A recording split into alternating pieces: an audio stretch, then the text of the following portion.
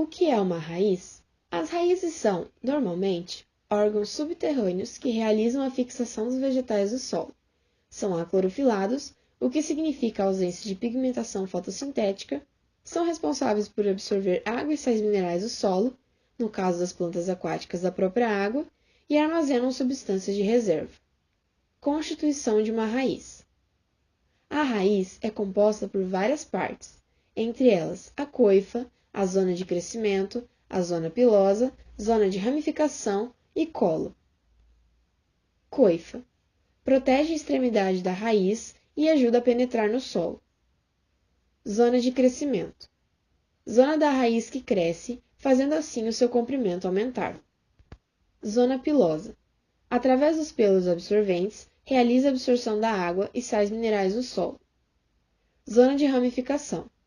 Zona de onde saem as raízes secundárias, que também terão uma zona pilosa, aumentando a área de absorção e facilitando a fixação da planta ao solo. Colo. Zona de transição entre a raiz e o caule. Tipos de raízes. Podemos classificá-las basicamente quanto ao habitat: subterrâneas, aéreas ou aquáticas. Raízes subterrâneas. São raízes que ficam sob o solo e possuem vários formatos. Alguns exemplos de raízes subterrâneas são a cenoura, o rabanete e a batata doce. Raízes aéreas. Essas raízes são visíveis, pois ficam sempre acima do solo. Este tipo de estrutura podemos observar em espécies de plantas de grande porte, como a samaúma, na Amazônia, que pode atingir até 40 metros de altura. Raízes aquáticas. Como o próprio nome já traduz, esta raiz se desenvolve em plantas aquáticas. Diferente das raízes subterrâneas, a função deste tipo de raiz não é fixar, mas apenas absorver os nutrientes flutuantes presentes na água. Podemos citar como exemplo deste tipo de raiz as lentilhas da água, alfaces d'água e vitória régia. As folhas. A folha é um órgão vegetal que faz parte das plantas terrestres. Ela surge do caule e nela é realizada a fotossíntese, ou seja, onde o alimento para as plantas é produzido. Além disso, as folhas libertam o oxigênio necessário para a respiração dos seres vivos. É justamente essa sua principal função. As partes das folhas. As folhas podem ser formadas por 4 partes: limbo, pecíolo, estípula e bainha. Isso quer dizer que, embora 4 partes, nem todas as folhas apresentam a mesma estrutura. Limbo é a parte mais conhecida da folha, que é considerada a folha propriamente dita. Pecíolo é a parte estreita que fica localizada entre o limbo e o caule. Estípula é uma pequena parte que protege o pecíolo. Bainha é a parte inferior da folha, ela protege a estípula. Tipos de folhas. Existem vários tipos de folhas. Além das folhas completas, aquelas que apresentam limbo, pecíolo e bainha, e das folhas incompletas, as que não apresentam uma dessas 3 partes, basicamente elas podem ser simples ou compostas. Folhas simples. Folhas que têm apenas um limbo, são as mais comuns. Folhas compostas. Folhas cujo limbo é dividido. Dessa divisão surgem os folíolos. Na botânica, as folhas podem ser classificadas conforme a forma do limbo. Elas também podem ser classificadas de acordo com a disposição dos seus folíolos, no caso das folhas compostas. Ímpar-empenadas e par-empenadas, quando o número de folíolos presentes na folha é ímpar ou par, respectivamente. Palmadas ou digitadas, quando todos os folíolos surgem de um mesmo pecíolo. Recompostas, quando os folíolos são divididos em outros folíolos. No interior das folhas existem nervuras, que são as ramificações que vemos no seu limbo.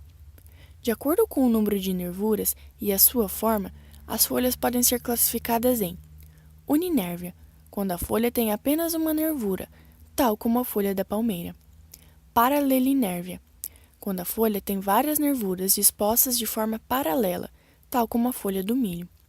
Peninérvia, quando a folha tem uma nervura principal de onde surgem as outras nervuras, tal como a folha das rosas. Funções das folhas. A folha tem a função de produzir o alimento das plantas, fotossíntese, bem como de libertar oxigênio, o que acontece através do processo de transpiração e respiração. Além disso, A função das folhas é a de ser alimento para muitos animais e até mesmo de habitação de outros. Mas a utilidade das folhas não para por aí. As folhas são utilizadas também na farmacologia e na cosmética. O estudo das flores. A flor é a estrutura responsável pela reprodução das plantas angiospermas. É por meio da reprodução que novas plantas são originadas, assegurando a manutenção dos ecossistemas. A função primordial das flores é a produção de sementes para a formação de novas plantas, garantindo a sobrevivência das espécies. Para isso, elas são formadas por folhas modificadas, geralmente de cores atrativas e formatos diferenciados para atrair seus polinizadores. Uma flor completa apresenta as seguintes estruturas: estame, estrutura masculina da flor, onde localizam-se o filete e a antera. Carpelo, estrutura feminina da flor, formada pelo estigma e ovário. Pétalas, folhas modificadas e coloridas com a função de atrair os polinizadores. O conjunto de pétalas é chamado de corola. Sépalas, localizada abaixo das pétalas, geralmente de coloração verde. O conjunto de sépalas é chamado de cálice. Toda essa estrutura é sustentada pelo pedúnculo, haste responsável por ligar a flor à planta. O pedúnculo apresenta uma porção dilatada ligada à flor, denominada de receptáculo floral, onde estão inseridos os elementos florais. Gineceu. O conjunto de carpelos é denominado de gineceu, a parte feminina da flor. O gineceu é formado por carpelos, pistilo, estigma, estilete e ovário. Dentro do ovário estão as gametas femininas da planta. O ovário é a parte que vai se transformar em fruto. O fruto é resultado do desenvolvimento do ovário, enquanto a semente representa o desenvolvimento do óvulo, depois da fecundação. Androceu. O conjunto do estame é denominado androceu. É formado pelos estames, antera e filete. O filete corresponde a uma haste longa e fina, onde sua extremidade encontra-se a antera, responsável pela produção do pólen. A polinização é o ato de reprodução das plantas que consiste na transferência do pólen da parte masculina da flor para a parte feminina. Constituição das plantas sem flor. Existem diversos tipos de plantas sem flor, como os fetos, os musgos e as algas. Os fetos vivem em ambientes úmidos e sombrios e são constituídos por raízes, caules e folhas. Suas raízes são pequenas e penetram um pouco no solo. Os seus caules são subterrâneos e alongados e suas folhas são grandes fixas ao caule. A certa altura do ano, surge na parte inferior do feto os soros, onde se formam pequenos grãos que servem para assegurar a reprodução do feto. Musgos. Assim como os fetos, sua constituição é simples, mas dessa vez não tem nada de raízes, caules e folhas. São constituídos apenas por rizoídeos, caloídeos e filoídeos. Rizoídeos são pequenos filamentos que fixam a planta ao solo. Caloídeos são pequenas hastes finas, de onde saem os rizoídeos e filoídeos. E os filoídeos são pequenas lâminas verdes que lembram folhas e que se penetram aos caloídeos. Eles vivem em lugares úmidos e sombrios. Na época da reprodução, saem dos caloídeos filamentos denominados cápsula, onde se formam os esporos. As algas. As algas são seres que vivem essencialmente em ambiente aquático. Pode-se encontrar tanto em água salgada como em água doce. O seu corpo é um talo. A reprodução desses seres acontece por esporos e também por fragmentação, ou seja, o seu talo pode se dividir e originar outra planta. O caule. O caule é o principal eixo de sustentação da planta, sendo que alguns tipos de caules possuem adaptações, e assim como as raízes são classificados conforme a sua forma e função. Os caules aéreos crescem perpendicularmente ao chão. Os caules rastejantes são estruturas finas e longas que crescem sobre o solo. São classificados em sarmento e estolhos, também chamado de estolão. O caule rastejante do tipo sarmento se caracteriza por apresentar apenas um ponto de fixação da raiz, podendo ser cheio de ramos ou folhas modificadas, chamadas de gavinhas.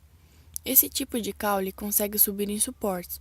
O estolho é um tipo de caule que cresce paralelo ao chão, formando gemas de espaço em espaço, podendo originar plantas novas com raízes e folhas. Esse é o tipo de caule que ocorre no morangueiro e na grama.